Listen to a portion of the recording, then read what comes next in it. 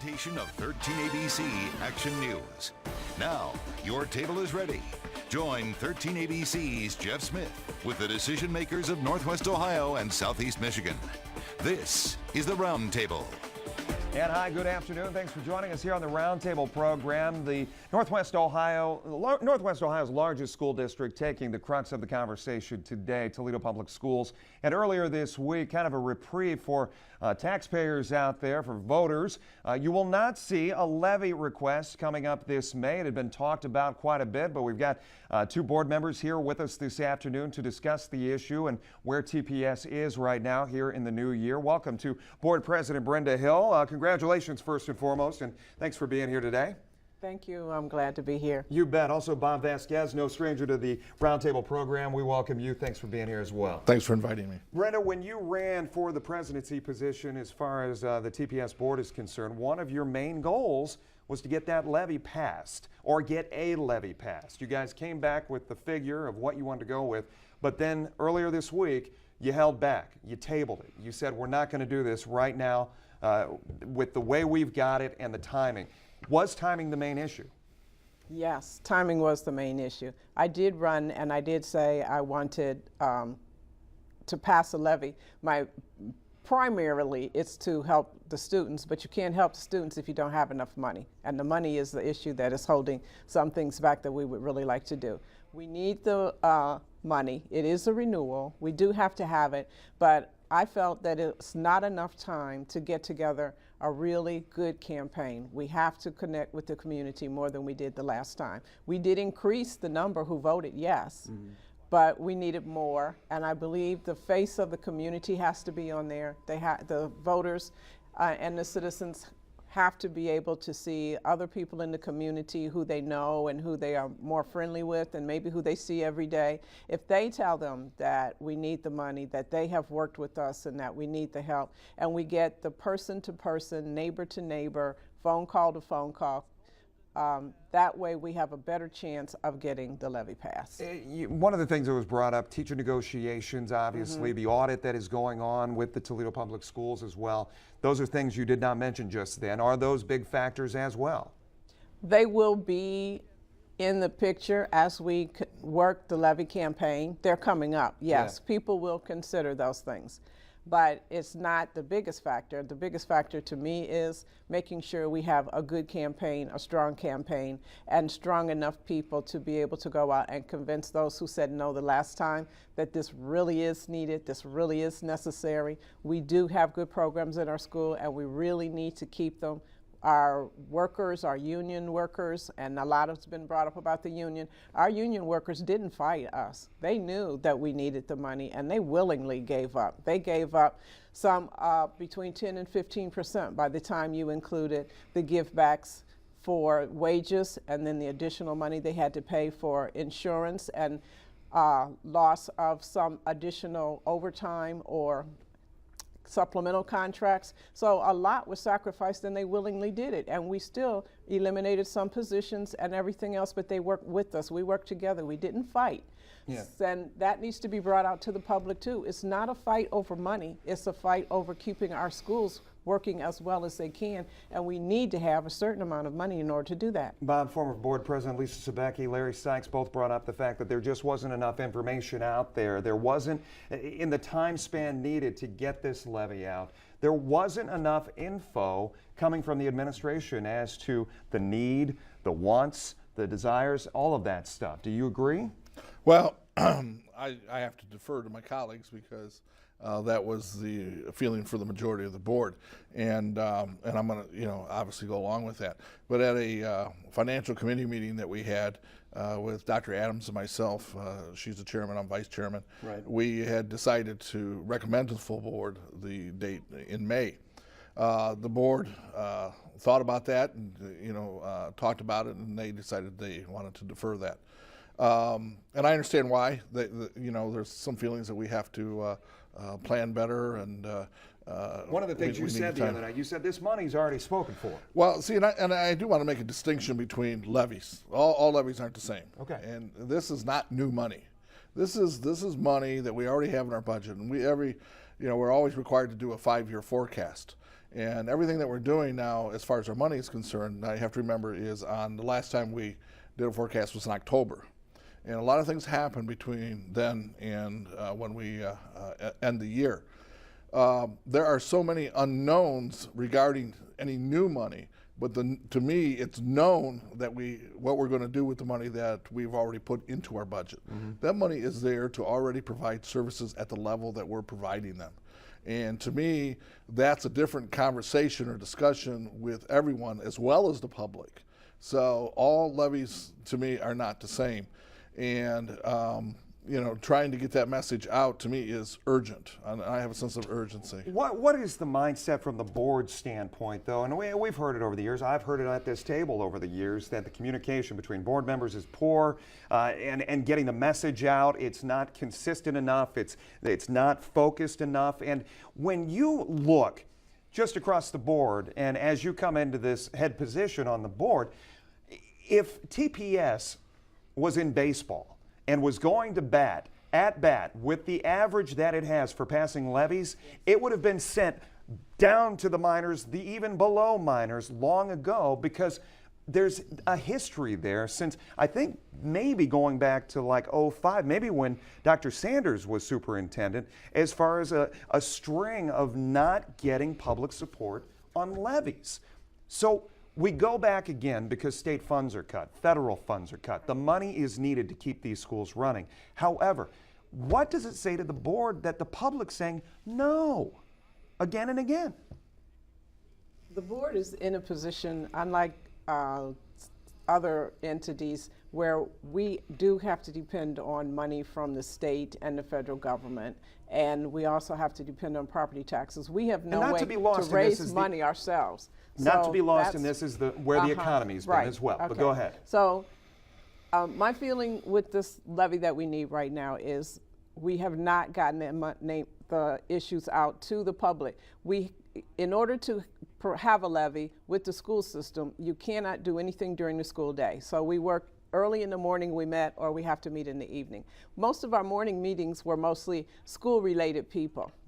And we didn't really have too many evening meetings. Meaning what? Addressing inside baseball type issues? Yes, the tactics for getting out to the public for the levy. And I feel that we need to have more meetings with the public. That's why I'm saying we need to have maybe the outside team is going to be community people, and they will be able to get out to the community, and we'll have meetings after work hours, more easy for people from the community to come and meet with us. We'll have more people to go out to community meetings, community groups, senior centers.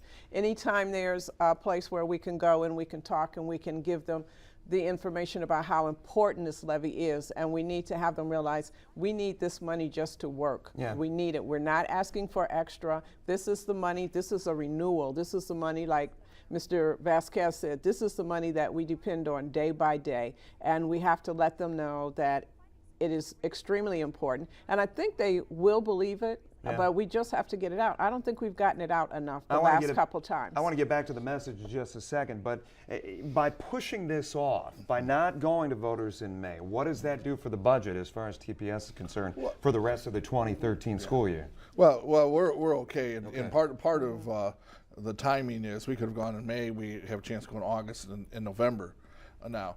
But part of it is strategy, and that's why I feel a sense of urgency. So you're saying now it's not going to be August either? No, it could be August. Okay. It just won't be May now. I got you. So we still have those options open. For me, it's a strategy. And just to be fully transparent, is that if it fails, we have another chance to go. But if it fails, let's say in August, and then we have to go in November, then if it doesn't pass, then the money's gone. We have to make cuts, and that's drastic to me. So from my viewpoint, and going as early as we could, it was a strategy. But to get back to some of the things that you were saying is that, and it's ironic, money is always at the root of everything. And to run a good campaign, we have to have money, and we have to raise money. And part of what the board was talking about was that they wanted enough time to raise money. We have not been able to raise money, enough money to probably wage a good campaign, and you know, and that is for getting the signs and getting on TV and having commercials and doing a lot of the things that you need to do to run a good campaign. And we cannot use any of our money, so we have to raise money for that campaign. But that also goes back to the economy. In every way, it seems like every place we turn, the economy is one of the variables. It's why people obviously don't want to have their taxes raised. It's why we're getting less money, but it's also why we can't raise enough money, or it's difficult to raise enough money to run a good campaign. One of the things when Dr. Pecco came in as superintendent, or actually two of the things, he said both of his goals: one, get a levy passed, which hasn't happened; two, get grades up, which overall has not happened. District-wide speaking, graduation rate has not gone up. He is coming up on a contract in June, I believe, and when you look at progress and performance, is TPS looking at another change for superintendent? Does he want to stay? Do you know? Well, that's not something we've discussed. We do have in the near future, I think in a couple of weeks, we're going to be evaluating, the whole board's going to evaluate the performance of the superintendent. But I think one of the things I want to say is that even though we try to make one person responsible for all of those things, there are many variables that come to play, and when you talk about those things, you know, I mean, everybody. But he plays the coach. I mean, he is the coach for the team and the answer man, correct? That's or correct. the answer person. It doesn't. That's correct too. But I don't want to shift the responsibility from the board either. I mean, we have responsibilities too, and the superintendent does work for us. And we hire him and evaluate him. So that is something we're going to do, but we have a responsibility as well. Let me ask, as you come in and the public perception, and obviously our job is to go out there and report, but when we go out there and report stories about treasurer improprieties, and when we report attendance scrubbing issues and those stories, whether Toledo wipes the board clean as far as any type of negative publicity is concerned and gets in the right, it's still in the mind of Toledoans, right? Right. You understand that? Yes. Now, how do you change that mindset? What are you going to do? I guess, why did you get on the board in the first place, and what are you going to do to change the mindset of Toledoans? I got on the board because I am dedicated to educating our children. I realize how important it is Former for teacher, social correct? mobility. Yes, but also for social mobility. If you want to be able to get out of poverty, you need to be able to get an education so that you can get a job. The main thing is job. We have to educate our children so that they are able to go out and get a job and have a good life. And the jobs that we had before in manufacturing, where you didn't even have to graduate from high school, you could just get out old enough, you could get a job in a factory and you could support your children. Most of those factories that we had in Toledo are gone. Even before in the military, you didn't have to graduate from high school. You could just go straight into the military. You could get training. You could still have a family, support your family. The military would help you when you got out. Right. You could get the bill and go to college, and we don't have that now. I have grandchildren who are in the public school system, and I want them to have the same abilities I had. I graduated from public school. I'm doing well. My other sisters and brothers, my children are doing well, and I want these children to have the same good future that I had. There are success stories of TPS graduates in this town right now. Why doesn't TPS do a better job of focusing on those? Well, let's go. I mean, there are success stories here at this station. There are many success stories, and the biggest criticism of TPS is that we don't communicate what those success stories are. But again, you know, like, I hate to say it, but it goes back to money. You know, we've cut and cut and cut. And TPS has a Facebook page. Doesn't cost a dime. Well, but it does cost somebody to monitor that. It costs somebody to change that. Costs somebody. Do you know that our communications department is one person and a secretary? Yeah. Okay. So that's to do everything. And I'm not looking to give Patty Mazer more work. In fact, she'll ring my phone as soon as that airs. You know, she's doing the best job that she can. Yeah. But beyond that, if we had more money, I think we would have more of a vehicle to get some of the information out. And it's not always money; it's also strategy. It's a lot of things. But I'd like to get back to the superintendent thing. Yes. And evaluation of the superintendent. You know, I think if the superintendent was here, he'd speak for himself, and you can ask him the same question. Maybe he'll do that. But you know, from a board perspective, I just can't hold any one person any more than I can hold the president of the board or myself as a board member, any one person. The challenges that we have right now in a school system, public school system, is many. It's as you pointed out, it's working with, we work with a whole continuum of students, some that really want to come to school and really work and want to achieve, and some who aren't as motivated. But it's our job to educate every student. Right. And that's what we try to do. So we try to educate them at wherever they're at on that continuum. We try to do that with the resources that we have, both financial and people. And right now, the resources are diminishing. So as the saying goes, and it's a well-used word, is everybody wants us to do more with less. And that's what we're trying to do. So, you know, there are a lot of variables. There's a lot of things that are going on right now in society. But why do we want to be involved? To me, education is the foundation for a civil society. It's the foundation for a civil community. It provides, without education, citizens can't participate in their community and making the decisions that they need to make. And also, you know, if businesses are going to come here, it's an economic engine. If businesses are going to come here, they want a good school system. So to me, we help out the city by having a good school system, and then the city helps us out. It trickles down, of course. Yep, it's all interrelated. Brenda, final word. As you go to voters, as you go to residents in the next couple of months, what is the one thing you want to stick in their mind? I want to stick in their minds the future. Educating the children is the future. They are the ones that are going to be taking care of us. They are the ones that are going to be holding offices. They are the ones who are going to be running this country, and we want to have a good future for them. We also want to have people who are able to work in the new fields of technology. And TPS is going to be that vehicle, or already is? TPS is that vehicle, and TPS is going to continue that vehicle and become even better and more important. Brenda, Bob, thank you so much. I appreciate it. Stay right there. We'll continue our conversation on the other side right after this.